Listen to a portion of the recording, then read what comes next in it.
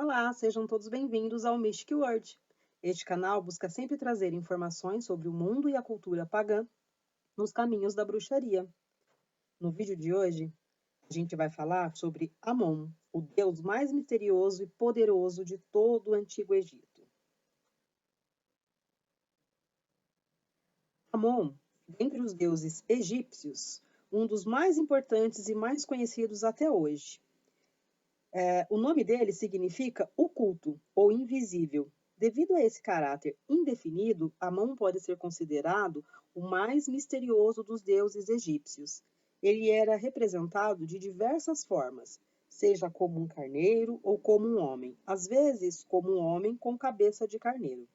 Amon, a princípio, era um deus de adoração local, mas o seu culto ele foi ganhando importância ao longo do tempo, associado a Ra. Ra era um outro deus, era o deus Sol.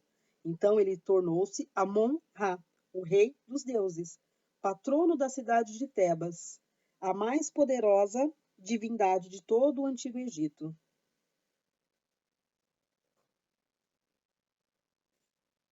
O significado da palavra Amon.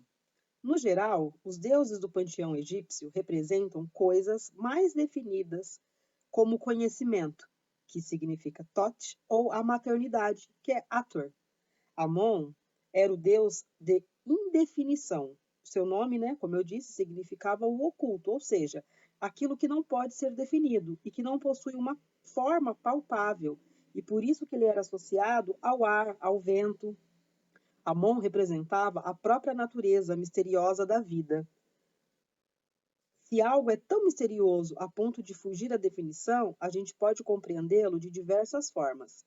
Esse aspecto maleável do deus Amon abriu espaço para que ele se unisse a outros deuses, incorporando seus atributos. A associação entre deuses não é um fenômeno incomum na história das mitologias.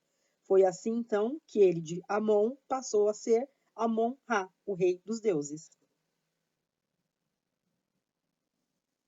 Mas como Amon se tornou a divindade principal entre os egípcios?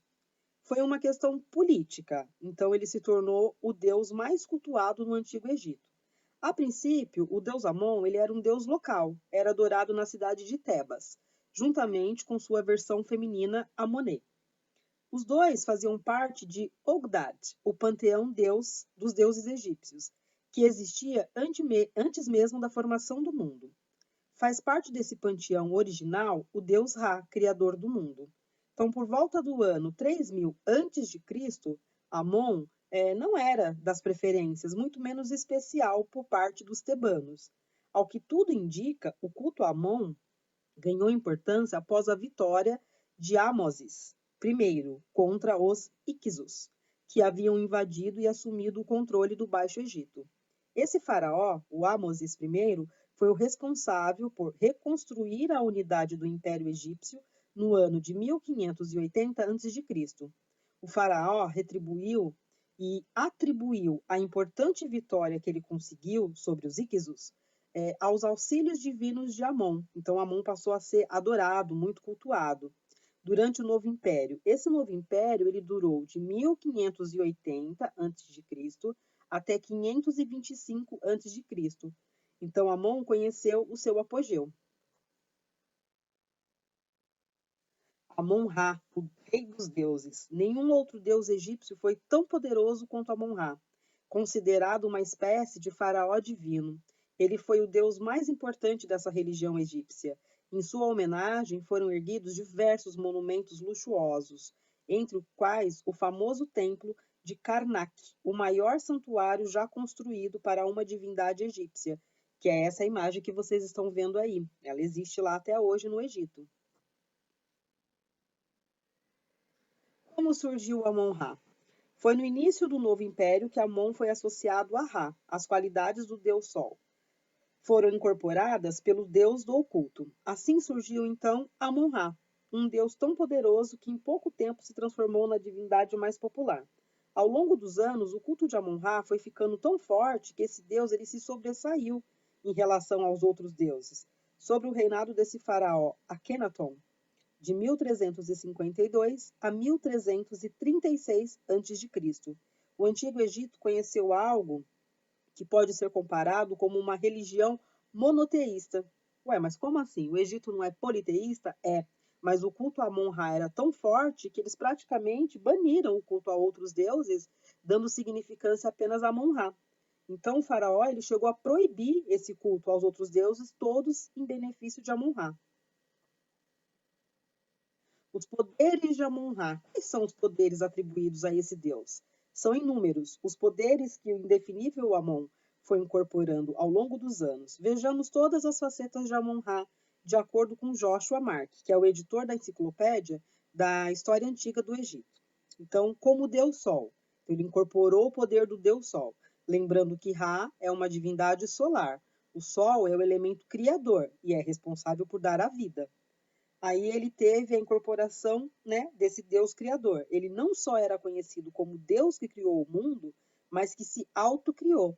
Um dos deuses, um dos seus epítetos era Amon-Ra, o autocriado. Também como Deus da fertilidade. Um Deus criador como Amon-Ra é automaticamente uma divindade vinculada à fertilidade. Também conhecido como Deus da guerra, tal como ocorreu com Ra.